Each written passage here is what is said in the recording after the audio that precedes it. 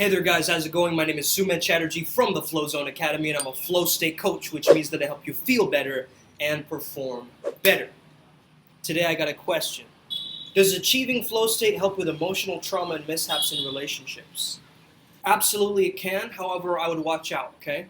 Because you could be getting into flow state to help you escape and not actually heal from the trauma, right? So what you actually need to get into flow state is to heal that emotional trauma. Because once we create a pure channel within your body, then you can incorporate and have these new connections and these experiences. You want to experience immediacy. You want to experience full presence and connection, connecting with others and connecting with yourself again. If you heal your emotional traumas and mishaps in the past, then only can you get into the flow state more readily. If you're trying to get into flow state and you're finding like, man, I'm not really getting into the flow. I'm trying to get into the flow, but I'm not really getting into the flow. Well, that's what might be actually preventing you. So I want to give you a trauma release exercise after I explain to you a couple of things. The first thing is to understand how you want to shift away from this model of being shocked, okay? There's fight and flight and freeze, okay? So you're one of these three types of people, right? You're either fight, you're going into it, you're going into the fear, you're tackling it head on. You're freeze, you don't know what to do, and so you're kind of frozen, you feel stuck. Or you flight, you run away, you avoid. And you might be interchanging between all three of these. The opposite of that is rest and digest. Our trauma is held in the body and in the nervous system. There are many ways that this happens, and there are lots of great books on this subject. Now, I'm not a trauma release expert. However, I do work with helping people release trauma because I feel that without it, how can you possibly get into the flow state? So the first thing that I would note is, where do you feel it? Where do you feel the tension or the stuckness or the trapped feeling in your body? Some people feel it in their solar plexus, other people feel it in their throat. They want to express something, but they can't. They hold it back. They feel a sense of butterflies in the stomach. They feel a sense of rapid heartbeat. It's important that you create a practice where you're actually going internal and you're actually sitting with yourself, because then only can you start to explore the subconscious mind. The subconscious mind is the body.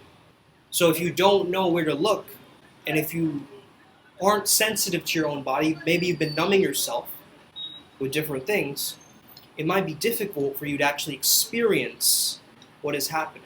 Or maybe you are experiencing what is happening, but it's very overwhelming, and it's difficult to control or maintain or regulate or process. I want you to practice shaking, okay? Shaking, because it's going to reintroduce the trauma. We feel that by running away from it, it's going to take care of itself, but time does not heal. It's what we choose to do in that time that heals. As you start shaking, right, as you just start shaking the body, and I'll give you a trauma, TRE, trauma release exercise at the end of this video, and be easy with yourself as you practice this. You don't want to go into this full force. You can stop any time as you do this exercise, right? It's not something that, you have to like push through the pain or, all that kind of stuff. Yes, that is relevant. You're gonna have to break through a kind of glass ceiling that you feel like is preventing you from taking action, but at the same time, you want to be really, really compassionate with yourself. You want to speak to yourself like a nurturing parent. You want to speak to yourself like a kindergarten teacher. You want to speak to yourself like you are your own lover. How would you speak to a lover when you're completely in love with them? Hey babe, I'm there for you. I really care about you, and I care for your well-being. I want to make sure that you're okay. And the reason I'm overreacting is because I really care.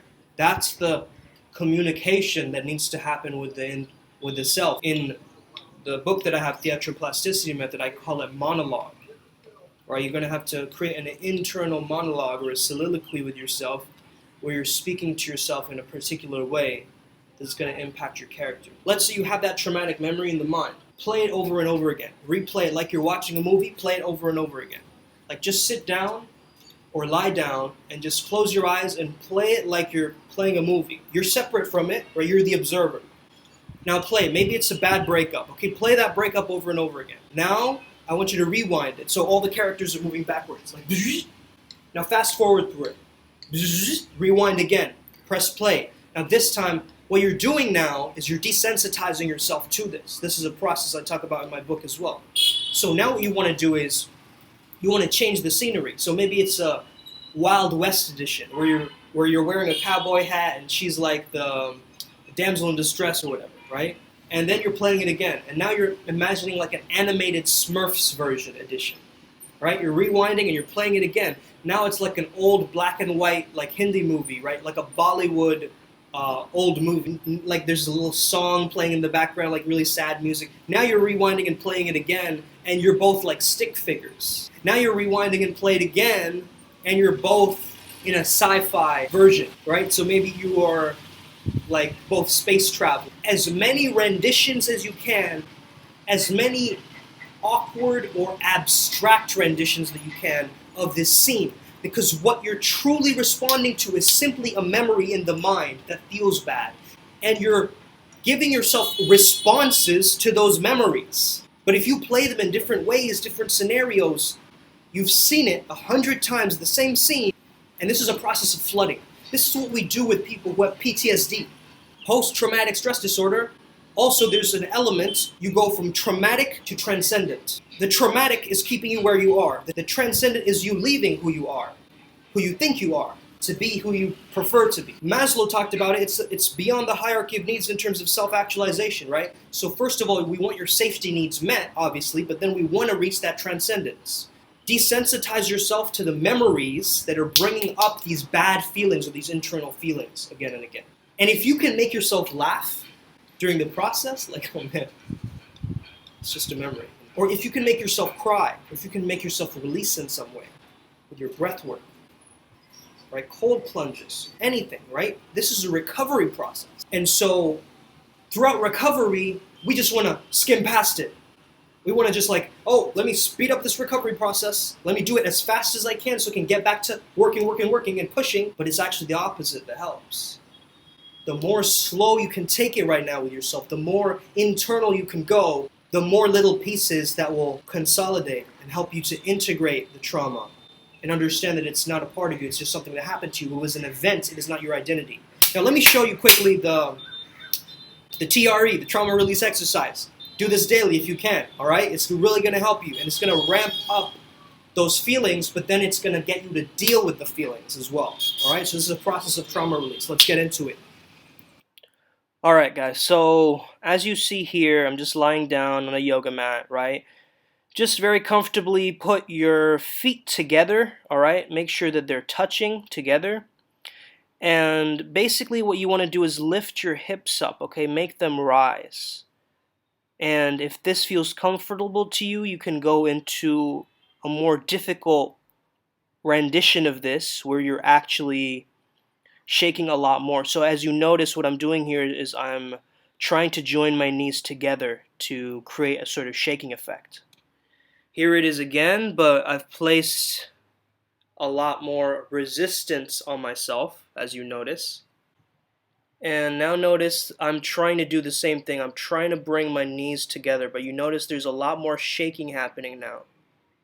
And it's activating, again, that process of me actually reintroducing what might be stuck in the lower levels of my body. So this is things like shame, guilt, all of that is being activated. So yeah, try that rendition of what you saw. It'll feel a bit awkward at first doing it, but then after some time, you can fine-tune the right place where you feel that tremor. Okay, try holding it for 1 to 2 minutes. You're going to feel a lot of your energy rise up. Okay, you're going to feel where you're feeling a lot of tension. It's going to come up. You're pushing the psoas muscles. You're actually activating the trauma to come up again. So this is something that I myself am practicing because, you know, I've got to heal from trauma too, guys, right? I'm not this perfect, like, guru specimen, right? I do the inner work, which is what allows me to actually help people. We teach best what we most need to learn, man. Be patient with yourself. Patience is extremely important for you right now. But this little thing, as you break through that glass ceiling, as you get into the internal world, as you allow yourself to use this self-isolation time to heal, it's going to be ultimately freedom that you'll experience on the other side, all right? So I hope you have an incredible day. May the flow be with you, and stay legendary.